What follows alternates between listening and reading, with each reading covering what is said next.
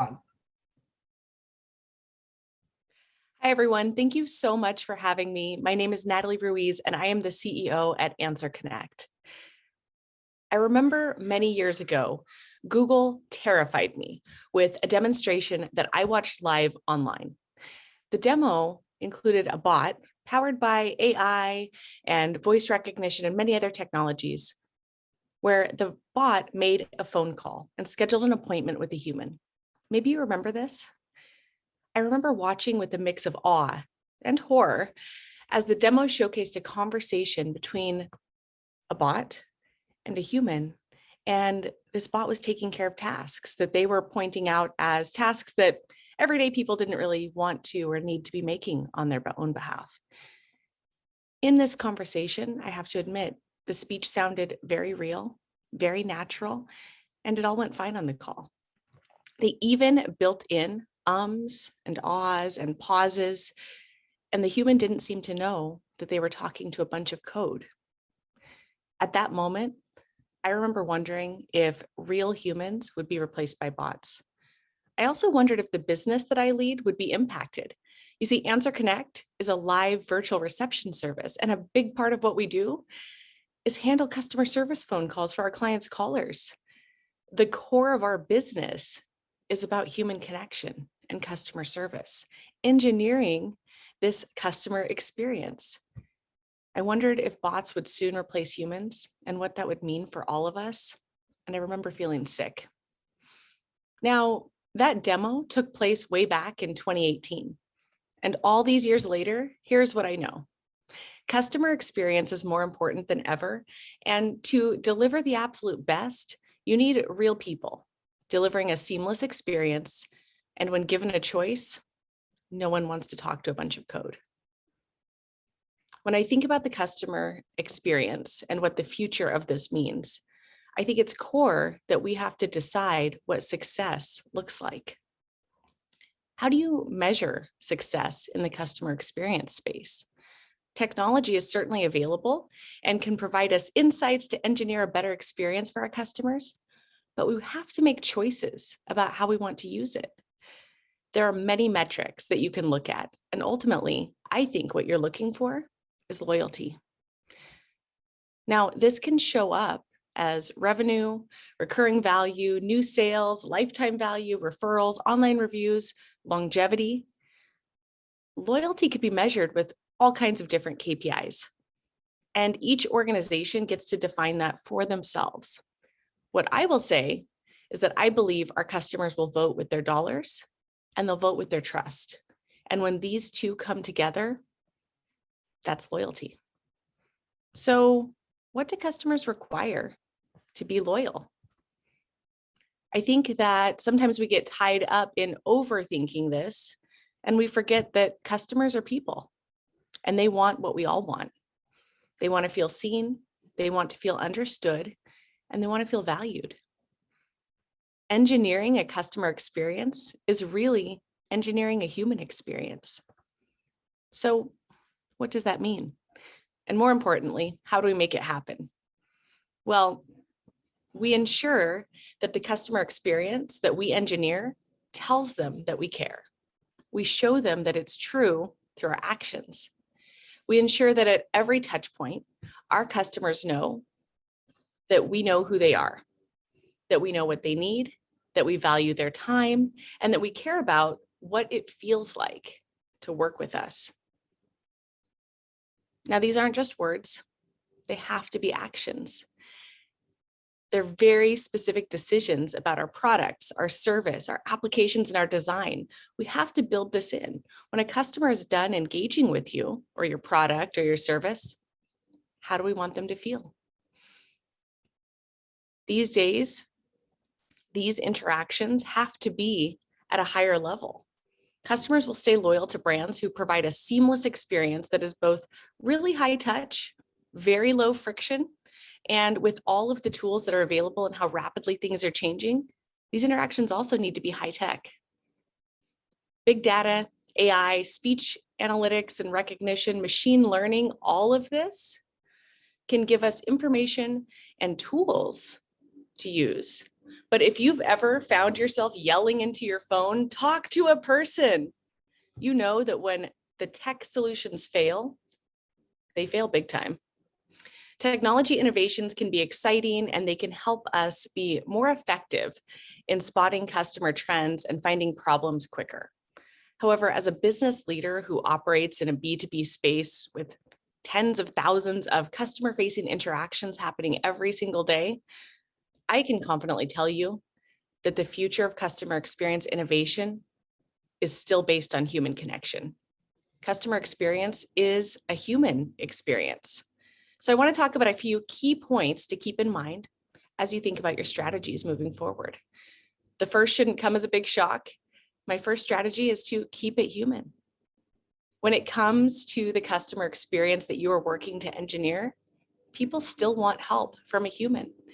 All of the advances in technology, all of the tools that are available can make things easier, but that is the foundation that you have to build on top of. There is still no replacement for human connection. And anecdotally, I will say that we work with clients all over the globe.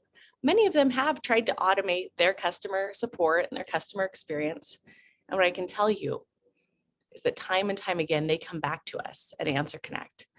And they come back after they've tried to automate some aspect of this, and they're losing customers. Their reputation is taking a hit. Some aspect of their business is suffering because those KPIs were no longer tied to the human experience, to how they made somebody feel. We can use data and technology to shape a better customer experience because we can see bigger, broader pictures. We can see what our customers need, but we can't remove what makes customer service or customer experience so valuable. Our customers are real humans, and they deserve the support that is also human. My second big point, and this is where we can really lean on data, is to solve problems before they happen.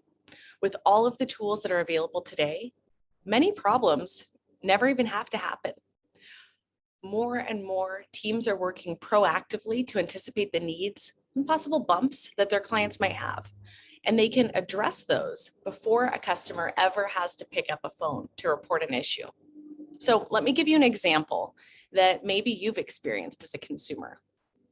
Imagine that you've ordered something from Amazon and you expect it on a certain date, but something causes a delay. Amazon will proactively tell you what your new delivery date is.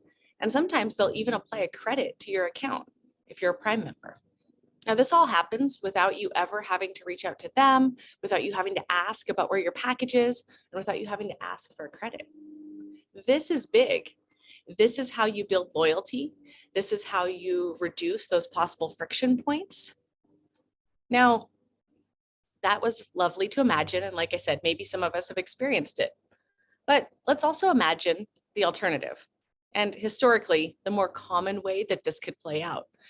You've ordered something online, you expect it on a certain date, and that date comes and it goes. You didn't get your delivery. You're worried now, maybe even angry, possibly that thing was very important to have by a certain date. And so you have to reach out. Now, do you call them? Can you find a phone number? Do you email them?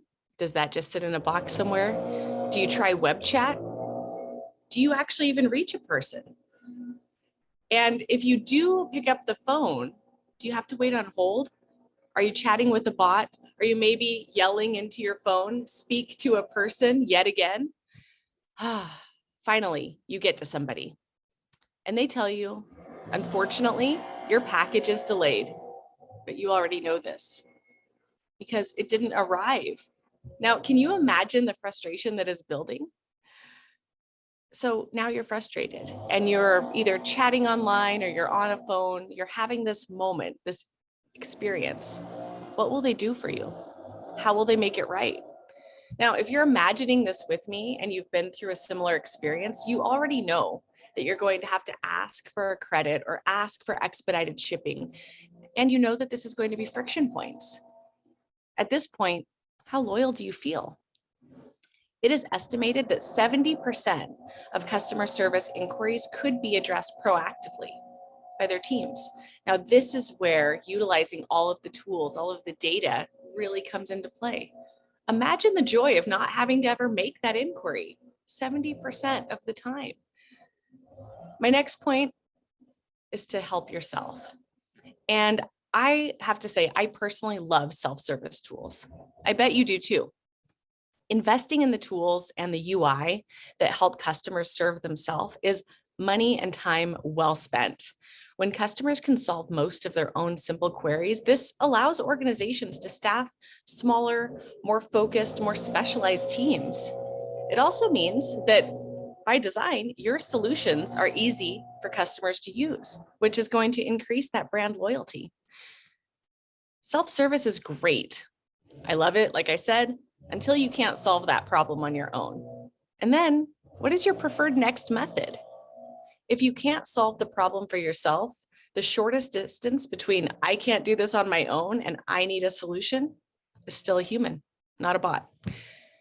I found a study by SuperOffice that showed that 88% of customers want a response from customer service within 1 hour of making their inquiry. And 30% of customers actually want a response within 15 minutes. And let's face it, when we say a response, what we really mean is a solution. We want that one chat, one email, one call resolution within 15 minutes. How long are you really willing to wait? Organizations who provide a way for customers to help themselves will have happier, more loyal clients. Next, I want to talk about meeting our customers where they are. Think about a surefire way to irritate a customer. It's to make them do a lot of work to get help. Yikes.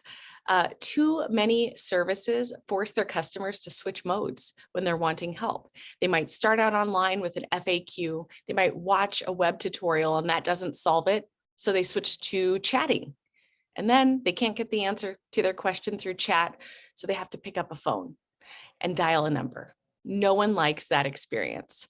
Depending on the time of day, the type of issue that I'm having, and how much time I have to invest, I will make a decision about how I want to get help.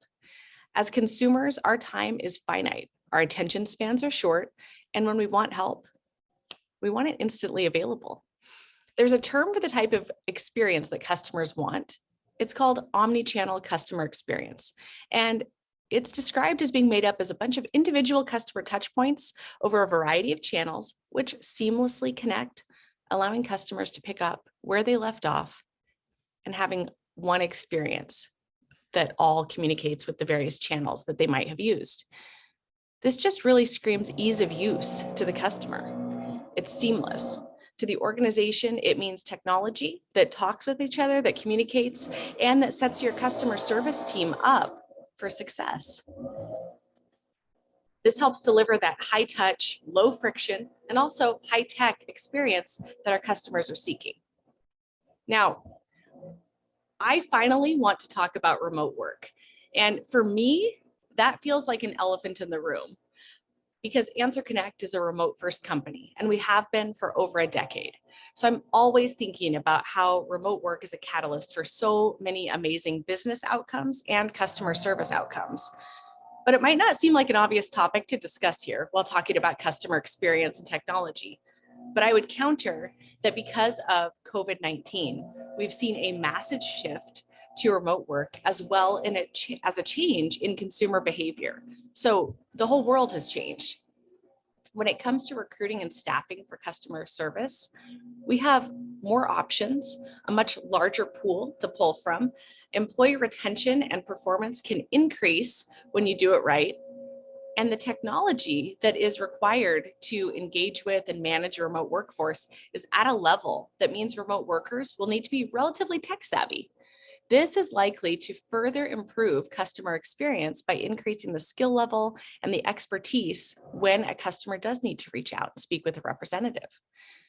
So let's face it, people also like working remotely, and a happy customer service team will tend to provide better service. This increases customer experience too. In conclusion, I just want to say that the world will continue to change and technology will continue to advance. I'm excited to find even better ways to take care of our customers, anticipate their needs, and utilize all of the tools that we have at our disposal. When we think about the customer experience that we want to engineer, let's remember that it's really a human experience that we're creating. That experience is not AI, it's not deep learning, it's not voice recognition or any other piece of technology. The experience that we are engineering is based on how we want somebody to feel. Businesses are about people, not the tools that we use, and certainly not bots. Thank you so much for your time and attention. And if you want to reach out, please do find me at answerconnect.com or at LinkedIn at Natalie S. Ruiz. Thank you so much.